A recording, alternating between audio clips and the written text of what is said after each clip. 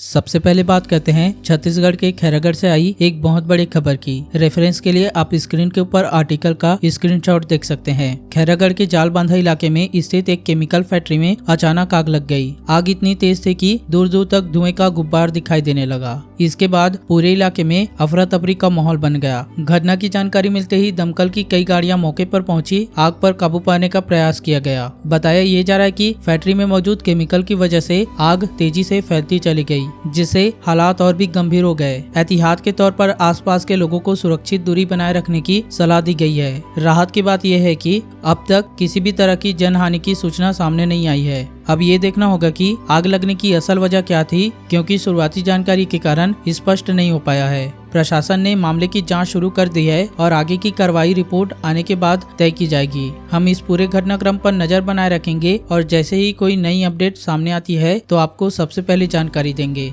बात करते हैं नेक्स्ट अपडेट की। आज से देश भर में सीबीएसई बोर्ड परीक्षा 10वीं और 12वीं की परीक्षाएं शुरू हो रही है। इस साल करीब 43 लाख से ज्यादा छात्र छात्राएं इन परीक्षाओं में शामिल हो रहे हैं, जिसके चलते परीक्षा केंद्रों में खासा उत्साह और हलचल का माहौल है। इसी बीच छत्तीसगढ़ के मुख्यमंत्री विष्णुदेव साय ने छात्रों के लिए एक खास संदेश और प्रोत्साहन पत्र लिखा है। उन्होंने बच्चों से कहा है कि परीक्षा को लेकर डर या तनाव अपने आत्मविश्वास पर हावी न होने दे और सकारात्मक सोच के साथ परीक्षा दे। सीएम साय ने छात्रों को सही समय का प्रबंधन करने और नियमित पढ़ाई करने और परीक्षा के दौरान पर्याप्त नींद और पौष्टिक भोजन लेने की सलाह दी है, ताकि शरीर और दिमाग दोनों स्वस्थ रहे। इसके साथ ही उन्होंने ये भी अपील की है कि तैयारी के दौरान मोबाइल फोन से दूरी बनाकर पढ़ाई करने पर ध्यान केंद्रित करें। बात करते हैं नेक्स्ट अपडेट की। बलरामपुर जिले में कुसमी के एसडीएम वरुण डहरिया को हत्या के आरोप में गिरफ्तार कर लिया गया है। पुलिस ने उन्हें कड़ी सुरक्षा के बीच कोर्ट में पेश किया, जहां उन्हें न्यायिक हिरासत जेल भेज दिया गया है। बताया ये जा रहा है कि अवैध खनन के मामले को लेकर कार्यवाही के दौरान एसडीएम और उनके साथियों ने ग्राम पंचायत हंसपुर में 3 ग्रामीणों की बेरहमी से पिटाई की थी। इस घटना में एक ग्रामीण की मौत हो गई, जिसके बाद मामला गंभीर हो गया और पुलिस ने हत्या का केस दर्ज किया। इस मामले में एसडीएम के साथ 4 अन्य आरोपियों को भी हिरासत में लिया गया है। कानून व्यवस्था की स्थिति को देखते हुए पुलिस ने सभी आरोपियों को कड़ी सुरक्षा के बीच पहले दूसरे थाने में रखा और देर रात कोर्ट में पेश कर जेल भेज दिया। अब इस पूरे मामले में प्रशासन और पुलिस की कार्रवाई पर नजर बनी हुई है। साथ में ये भी देखना होगा कि आगे जांच में और क्या तथ्य सामने आते हैं और इस हाई प्रोफाइल मामले में प्रशासन की ओर से क्या अगला कदम उठाया जाता है। बात करते हैं नेक्स्ट अपडेट की। छत्तीसगढ़ के बजट को लेकर सियासी हलचल तेज हो गई है। जानकारी के मुताबिक राज्य सरकार 24 फरवरी को विधानसभा में अपना बजट पेश करने जा रही है। ये बजट 23 फरवरी से शुरू होने वाले विधानसभा सत्र के दौरान पेश किया जाएगा। वित्त मंत्री ओपी चौधरी ने ये बताया कि ये बजट सिर्फ एक साल का हिसाब किताब नहीं होगा, बल्कि विजन 2047 को लेकर ध्यान में रखते हुए प्रदेश के भविष्य की दिशा तय करने वाला बजट होगा। सरकार इस बार महिलाओं, युवाओं और किसानों को केंद्र में रखकर विशेष प्रावधान करने की तैयारी में है। बताया ये जा रहा है कि रोजगार, शिक्षा, स्वास्थ्य और औद्योगिक विकास जैसे क्षेत्रों पर खासा फोकस रहेगा।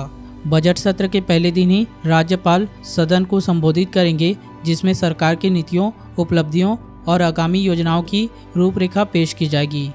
अब आगे ये देखना होगा कि सरकार इस बजट के जरिए आम जनता को क्या बड़ी राहत देती है और किन योजनाओं के जरिए महिलाओं, युवाओं और किसानों को साधने की कोशिश करती है। साथ ही इस बजट पर विपक्ष की प्रतिक्रिया भी राजनीतिक तौर पर अहम रहने वाली है।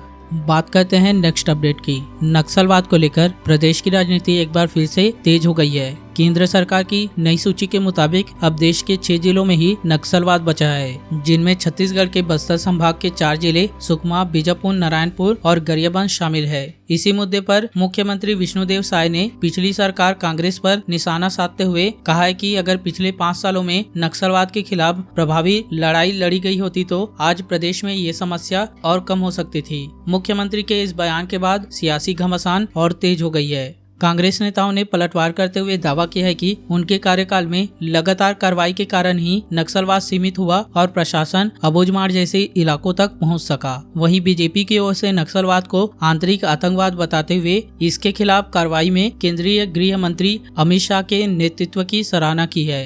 अब बड़ा सवाल यह है कि नक्सलवाद के इस मुद्दे पर सियासत जिम्मेदार तय करने की है, सिर्फ क्रेडिट लेने की राजनीति। हम इस पूरे मुद्दे पर नजर बनाए रखेंगे और आने वाले समय में देखेंगे कि इस पर राजनीतिक प्रशासनिक स्तर पर क्या बड़ा कदम उठाया जाता है।